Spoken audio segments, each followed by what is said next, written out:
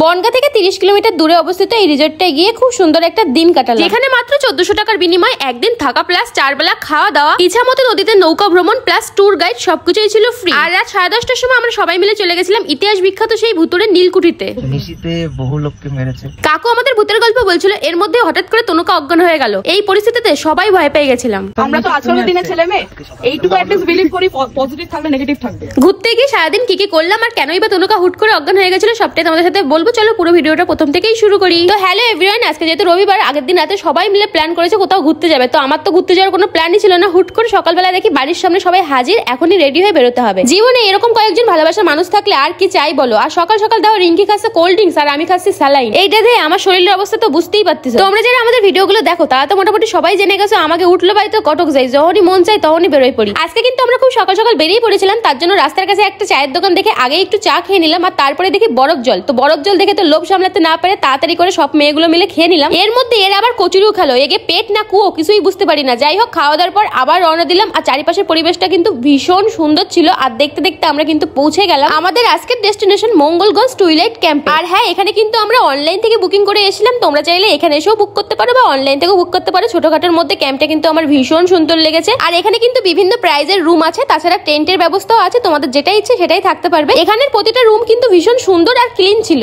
ভিডিওর বাকি অংশে যাওয়ার আগে আপনাদের একটা অ্যাপের ব্যাপারে আমি বলতে চাই। আপনার মতো আমি একজন ক্রিকেট প্রেমী হিসাবে বছরের প্রধান টুর্নামেন্ট IPL 2025 অপেক্ষায় আছি এবং ইতিমধ্যে আমি নিশ্চিত নগদ জয়েরও অপেক্ষায় আছি। এবং আমি নিশ্চিত যে অর্থ উপার্জনের ক্ষেত্রে আপনাকে সর্বদা শুধুমাত্র একটা নির্ভরযোগ্য সোর্সের উপর নির্ভর করতে হবে, যা আপনাকে যে কোনো আনন্দের মুহূর্তে হতাশ করবে না। এই কারণেই আমি বছরের পর বছর ধরে প্রমাণিত অনএক্সপেক্ট পরিষেবার উপর ভরসা রাখি, যাদের একটি খুব সুবিধাজনক অ্যাপ্লিকেশন রয়েছে। তাছাড়া এখানে দ্রুত উইথড্রল, পেমেন্ট অপশনের ভ্যারাইটি, ক্যাশ আউট ফাংশন এবং 24/7 ক্লায়েন্ট সাপোর্টেরও সুবিধা রয়েছে। এরা প্রতি বছর তাদের খেলোয়াড়দের জন্য বিভিন্ন রকমের পুরস্কারের ব্যবস্থা করে, যা দুর্দান্ত অফারের সাথে। এই বছর তারা একটা বড় নগদ পুরস্কারের ব্যবস্থা করেছে, যা প্রত্যেক সপ্তাহে দেওয়া হবে। তাই আমি বলি তাড়াতাড়ি করে আপনি অ্যাপটি ডাউনলোড করে নিন, যাতে পুরস্কারটা হাতছাড়া না হয়ে যায়। রেজিস্টার করার সময় আমার দেওয়া কোড অন শিল্পী ইউজ করুন এবং পেয়ে যান 66,000 টাকার ব্যক্তিগত গ্যারান্টিযুক্ত বোনাস। অ্যাপের লিংক এবং প্রোমো কোড আমি পিন কমেন্টে দিয়ে দিলাম। তাহলে এখন আপনার ইনকাম আপনার অপেক্ষায়। রুমের মধ্যে ঢুকে আই এম তো পুরো অবাক। রুমটা খুব সুন্দর ছিল আর খাটগুলো এত বড় বড় ছিল, আমরা যা গুষ্টে ধরে যাই এই খাট আমাদের জন্য পুরো পারফেক্ট। আর বাথরুমও খুব ভালো ছিল। আর এর মধ্যেই আমাদের দিয়ে দিল ওয়েলকাম ড্রিঙ্কস। এটা খাওয়ার পর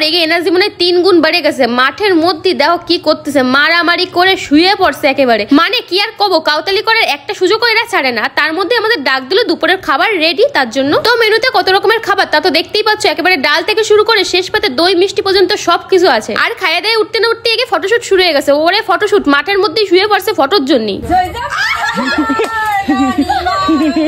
আমরা সব কয়টা এক জায়গায় হলি কত রকমের যে কাউতালি করতে পারি তা তো তোমাদের জানাই আছে। যাই হোক, তারপরে দুপুরে একটু শুয়ে টুয়ে বিকালে আবার রেডি হয়ে নিয়েছি। আর এখন যাচ্ছি ইচ্ছামতি নদীতে নৌকা চড়তে। আমাদের রিসোর্ট থেকে একটুখানি দূরেই কিন্তু নদীটা ছিল। আর যারা একটু প্রকৃতি ভালোবাসে তারা কিন্তু এখানে বন্ধু বান্ধব ফ্যামিলি নিয়ে আসতেই পারে। খুব সুন্দর জায়গা। আর এই হচ্ছে সেই নীলকুঠি, যার ইতিহাস প্রায় সবাই জানে। এটা এখন ভুতুড়ে হয়ে গেছে, তোমরা তো প্রায় সবাই জানো, অনেক কাহিনী শুনেছো। দিনের বেলায় এটা সামনে দিয়ে যাওয়ার সময় আমাদের সবার কিন্তু ভীষণ ভয় লাগছিল। আবার নাকি রাতের বেলা কাকু নিয়ে আসবে আমাদের এখানে গল্প শোনানোর জন্য, ভাবলেই তো আমার হয়ে যাচ্ছিল কাজ। যাই হোক, এখন আমরা নৌকায় উঠবো। আর আমাদের না আসতে একটু দেরি হয়ে গেছিল, তাড়াতাড়ি আসলে মানে আরো ভালো লাগতো। নদীটা খুব একটা বড় না, কিন্তু সবাই মিলে একসাথে খুবই ভালো লাগছিল। অনেকটা সময় ওখানে ছিলাম। আর তারপরে এখন ডাঙায় উঠবো। আর এইদিকে দেখো ইশারে দাদা কিভাবে ভয় দিচ্ছে। রাস্তা দিয়ে যাওয়ার সময় এক জায়গা দেখে আগুন ধরে গেছে। এটা দেখে তো আমি ভয় পেয়ে গেছিলাম। পরে জানতে পারলাম ময়লাগুলো পুড়িয়ে দেওয়ার জন্য আগুন ধরানো হয়েছে। ওখান থেকে আসার পর গাটা কেমন এমনি ছমছম করছিল, তার মধ্যে দিয়ে এই দুটো দোল নাই ভূতের মতো দোল খাচ্ছে। যাই হোক, তারপর কাকু আমাদের দিয়ে গেল গরম গরম চা, তারপরে দিল সন্ধ্যার জল খাবার মোমো আর পকোড়া। সব খাবারগুলো কিন্তু ভীষণ সুন্দর ছিল। আর গাইজ এখন বাজে রাত 10:30টার মতো। এখন নাকি যাবো আমরা ওই ভুতুরের নীলকুঠিতে। আমাকে একটুখানি চুলকানিও আছে। আমরা সব মেয়েগুলো ভালো করে চুল বেঁধে নিয়েছিলাম। আর কাকু এখানে হ্যারিকেন নিয়ে যাওয়ার জন্য একেবারে রেডি।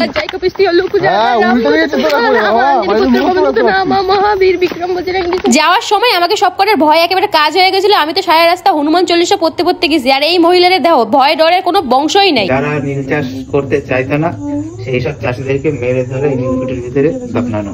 নীলকুঠির মধ্যে গিয়ে দাঁড়াতে সবার খুব অস্বস্তি লাগছিল আর কেমন একটা লাগছিল। তার জন্য কাকুকে বললাম, কাকু এখানে আর গল্প শুনবো না, একেবারে ক্যাম্পে গিয়ে গল্প শুনবো। তাই আমরা ওখান থেকে তাড়াতাড়ি করে বেরিয়ে ক্যাম্পে চলে আসে। দাদা আমাদের জন্য এনেছিল কোল্ড ড্রিঙ্কস আর পকোড়া, সেগুলোই খাচ্ছিলাম আর কাকুর গল্প শুনছিলাম।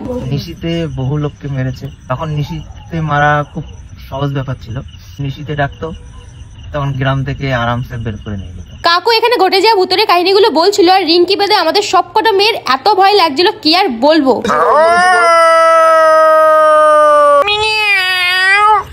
আর তার মধ্যেই আদিত্য তো এমন একটা আওয়াজ করছিল, একে তো ভূতের গল্প, তার উপরে এরকম আওয়াজ, পরিবেশটা একেবারে ভয়ানক হয়ে গেছিল। আর এর মধ্যেই ঘটে গেল আরেক কাণ্ড। তনুকা বর্ষার ঘরের সামনে দোলনায় বসে আনমনে দোল খাচ্ছিল, আর বর্ষা তো জানতো না। হুট করে দরজা খুলতে তনুকা ভয় পেয়ে দৌড়ে আসে, একেবারে অজ্ঞান হয়ে যায়। আমরা তো আজকালকার দিনে ছেলে মেয়ে এইটুকু অ্যাটলিস্ট বিলিভ করি পজিটিভ থাকলে নেগেটিভ থাকবে, ক্যাম্পের মধ্যে কিছু ভয় নেই। ওখানে সে যে কি কাণ্ড। যাই হোক, তার কিছুক্ষণ পর তনুকা ঠিক হয়ে যায়, আর আমরা রাতের খাবারটা খেয়ে নিই। রাতে খাবারে ছিল ফ্রাইড রাইস আর চিকেন, ভীষণ ভালো হয়েছিল রান্নাগুলো। তারপর তো ঘুমিয়ে পড়ি, আর সকালে উঠতেই ব্রেকফাস্টে ছিল ধোসা আমি জীবনে এই প্রথমবার খেলাম। এবার আমরা এই ক্যাম্পটাকে টাটা করে বেরিয়ে পড়বো। খুব সুন্দর একটা দিন কাটালাম, আবার সময় হলে সবাই মিলে একসাথে আসবো। তো আজকের ব্লগটা এইটুকু। তোমাদের কেমন লাগলো অবশ্যই জানিও, ভালো লাগলে লাইক কমেন্ট শেয়ার করো। আজকের মতো টাটা।